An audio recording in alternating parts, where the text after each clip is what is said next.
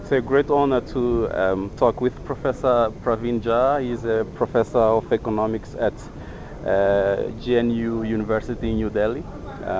Professor Praveen is the coordinator of the first edition of the Agrarian South Institute that is taking place in Harare, Zimbabwe. Professor, one of your lecture was about the agrarian question in the Global South in the current juncture. How could you describe it today? The agrarian question is best visualized and conceived as something which is at the center of overall economic well-being of the masses, the countries, and the globe as a whole. Right? And in that sense, today we view it as something being much broader than what traditionally it was viewed as. If you look at the early contributions on conceptualizing agrarian question, there was a tendency to think of it very narrowly as, for instance, whether this can be connected with generating adequate surplus to put a particular economic system on a rapid path of agricultural transformation or overall economic transformation, etc. In somewhat broader way, it was connected with not only surplus but a number of other things, for instance absorption of labor and so on. But these are relatively simplistic readings even for the early conceptualizations. If you look at major contributions there were all kinds of very interesting hints, suggestions that it has to be viewed in a much more holistic sense, which is in the sense of being connected with the overall well-being of humanity, of different parts of the globe, and not only agricultural well-being, so to say, not only economic well-being in a narrow sense, but connecting that with the questions of ecology, with the questions of sustainability and so on. Now it is these things which have been developed in a much fuller fashion by the more recent scholarship. So when we talk of agrarian question today in the Global South, we try and visualize it in a much broader way of including all those which impact on the well-being of humanity. So it's not a mere economicism. It incorporates other elements. Now, there is a strong argument made by some influential scholars suggesting that the agrarian question is resolved globally. But you and other colleagues of yours in what you call the Agrarian South, you counter-argument that the agrarian question is not resolved, not even in the North. Would you like to comment on that? Sure. See, if we think of either the Global North or the Global South, in any case we cannot compartmentalize them in terms of being disconnected with each other as regards the processes which combine them. And we know that the world is a combined place. So in that sense, whatever happens in the South has impact on the North. Whatever North does has critical implications for the South. So in any case, there are those connectivities that we need to keep in mind. Now, when we say that it's not resolved, globally speaking, we are essentially saying that even when it comes to a very conservative rendering of it in, let's say, the Global North, for instance, its access to the food that it would like. I mean, is it the case that it can have that access without access to the South? Now, if that is not the case, then to claim that it has resolved its problem even at the current juncture, would be highly exaggerated. If you think of it in the narrower sense of having generated adequate capital for its own economic transformation, we know by now that it is indeed the case that colonialism played a major role in terms of providing absolutely critical impulses for the economic transformation of the global north, right? So even in that narrow historical sense, there is no way that we can sustain this argument that the global north resolved its question through its own agency and through remaining confined in its own territory, right?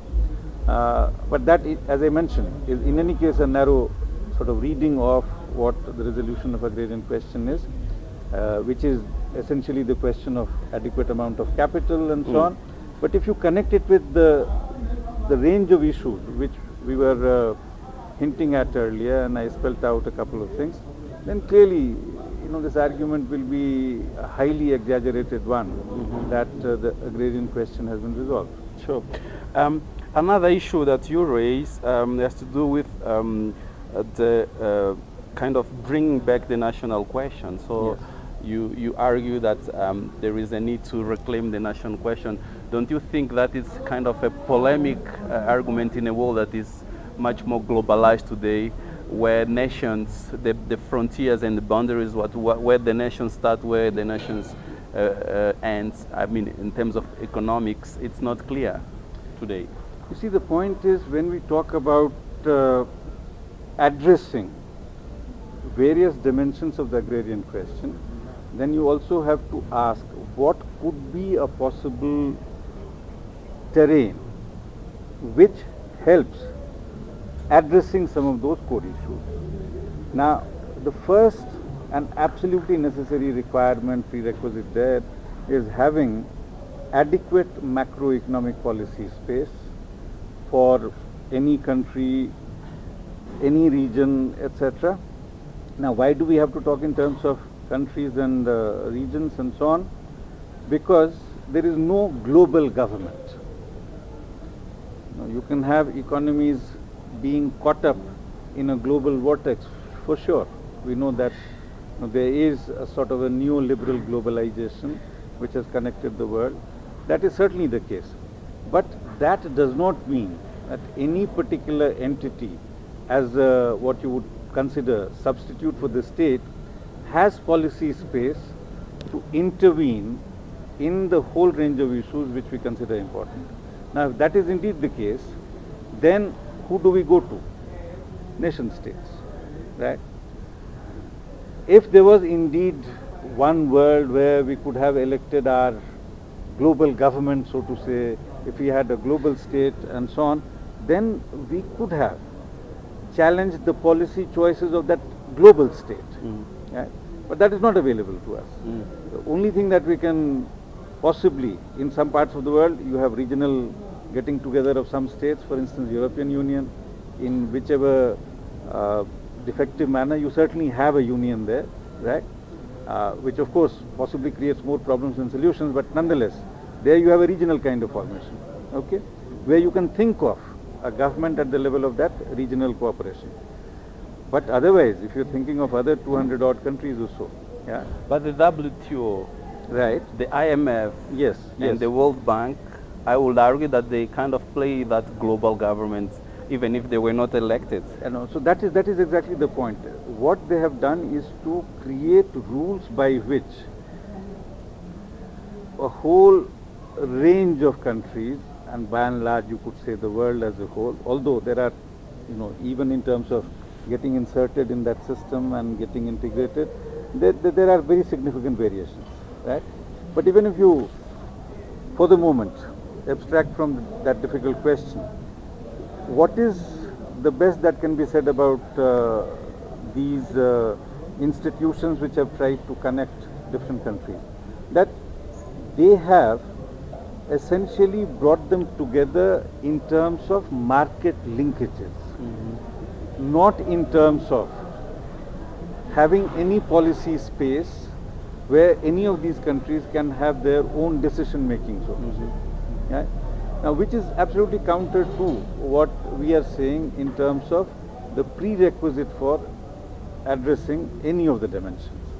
So in that sense, you have a neoliberal global integration, but there is no global state which can simultaneously try and address the major challenges associated either with the agrarian question or in general with the larger economic challenges which take into account agrarian questions and agrarian issues, but also go beyond that.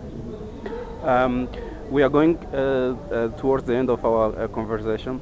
There is this argument that in the global south, and particularly in Africa, the agency of the peasantry has strong political political and social capacity to transform, or at least to kind of rebel and challenge the status quo. You share that argument? You see, one should maybe not exaggerate the power of that, but I would certainly want to highlight the potential of it, right? And that possibly would be the only way forward, right? And you can see that on the ground there is that kind of energy which is visible every once in a while, resistances, protests, etc. And if they find a synergy, clearly that potential will move very solidly in the direction of something becoming real. Professor, thank you for talking to me.